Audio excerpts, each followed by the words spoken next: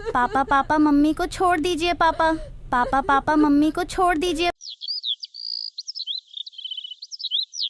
एक गांव में बहुत सारे परिवारों के बीच एक ऐसा परिवार भी रहता था जिसमें उस परिवार में एक बेटा, एक बेटी और पति पत्नी रहते थे और उनके घर में आए दिन झगड़े होते रहते थे। झगड़े का कारण उनके पिताजी का नशा करना तथा काम पर न जाना था। देखो तुम मुझे पैसा देती हो कि नहीं? घर में पैसा कहाँ है जी? जितना जो कुछ था वो सब तो आपने बेच डाला, अब क्या बचा है? मुझसे जवान लड़ाती है। हे रुक, तेरे को अभी बताता हूँ। पापा पापा मम्मी को छोड़ दीजिए पापा। पापा पापा मम्मी को छोड़ दीजिए पापा।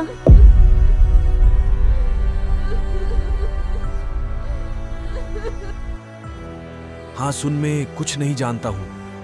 मैं जब तक घर वापस आऊं तो मुझे पैसे और गर्मा गर्म चिकन तैयार मिलना चाहिए, नहीं तो तेरे साथ बहुत बुरा होगा। समझ गई तुम?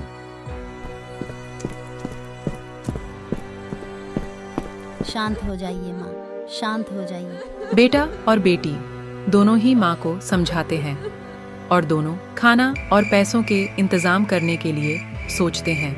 वह घर से बाहर निकल जाते हैं और दिन भर यहाँ वहाँ भटकते रहे, किंतु उनके हाथ कुछ न लगा। इस तरह शाम हो जाती है और पिताजी भी नशा करके घर आ जाते हैं। क्यों री, गर्मा गर्म चिकन बनाया कि नहीं? घर में खाने को राशन पानी भी नहीं है और बच्चे भी 4 दिन से भूखे पेट है। 4 दिनों से उन्होंने कुछ भी नहीं खाया।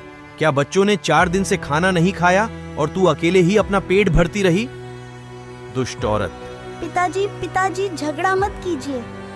माँ ने भी कई दिनों से कुछ नहीं खाया। इसी तरह रोज रोज के झगड़ों और आर्थिक तंगी से परेशान होकर बेटा और बेटी काम ढूंढने के लिए निकल जाते हैं और उनके हाथ कुछ भी नहीं लगता है।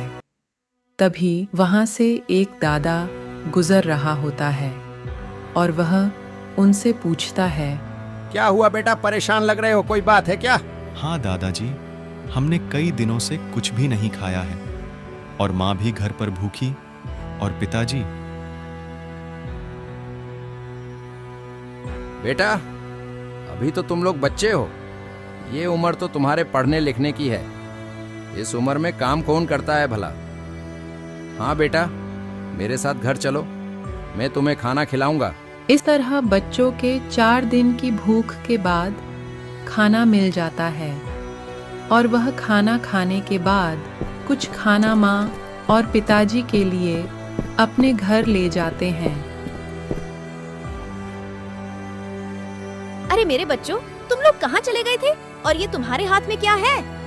हम आपके लिए खाना लेने गए थे माँ। ये देखो, हम आपके लिए खाना लाए हैं। तुम दोनों ये खाना कहाँ से लाए हो? कहीं चोरी तो नहीं की तुमने? हाँ। नहीं नहीं माँ, वो दादाजी। बेटा, रात हो गई है, तुम्हारे पिताजी अभी तक नहीं आए हैं। पता नहीं कहाँ होंगे, न जाने किस हाल में होंगे। माँ, आप चिंता मत कीजिए, पिताजी आते ही होंगे। आप खाना खा लीजिए। हाँ माँ, खाना खा लीजिए। आपने कई दिनों से कुछ नहीं खाया है। नहीं बेटा, जब तक तुम्हारे पिताजी घर नहीं आ जाते हैं तब तक मैं खाना नहीं खा सकती। कुछ देर बाद पिताजी आ जाते हैं और क्यों री, आज खाना बनाया है कि नहीं? पिताजी, आप माँ को कुछ मत बोलिए। किचन में खाना रखा है, जाके खा लीजिए।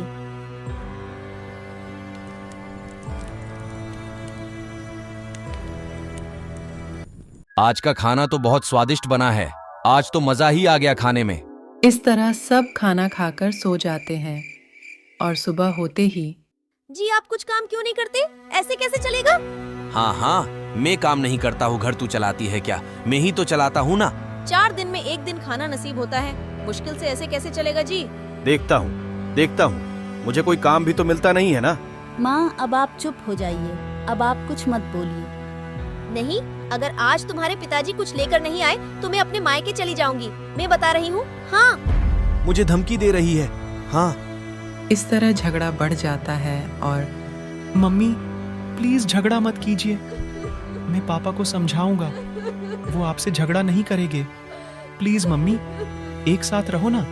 पापा प्लीज झगड़ा मत करो, मुझे भैया के साथ रहना है। मम्मी को मैं समझाऊंगी, आपके लिए खाना भी बनाऊंगी। प्लीज झगड़ा मत करो। बच्चों के समझाने पर माँ मान जाती है और वह मायके नहीं जाती है। उसका पति काम की तलाश में घर से निकल जाता है और बच्चे दिन भर सोचते रहते हैं कि क्या किया जाए। फिर वह भी घर से निकल जाते हैं। भैया, आज हमें कुछ ना कुछ तो करना ही होगा। हाँ बहन, आज तो हमें कुछ भी करके कुछ ना कुछ तो करना ही होगा।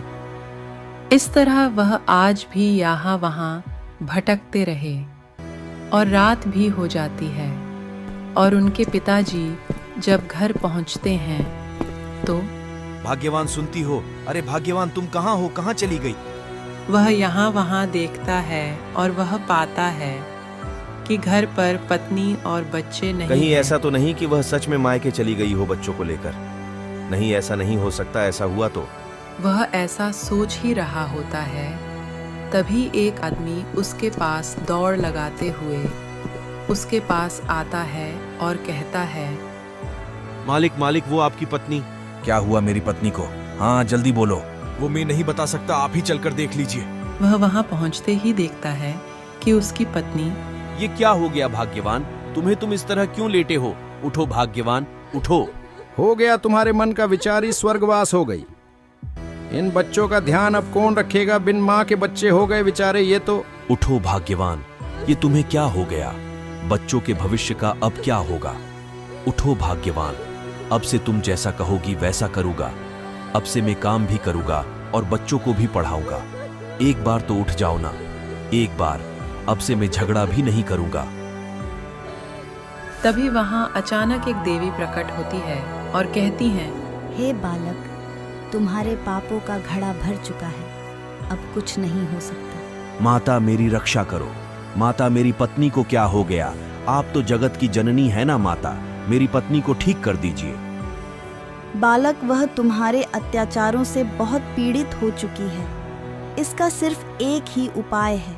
हाँ हाँ माता बताइए, मैं अपनी पत्नी की रक्षा के लिए जरूर करूंगा।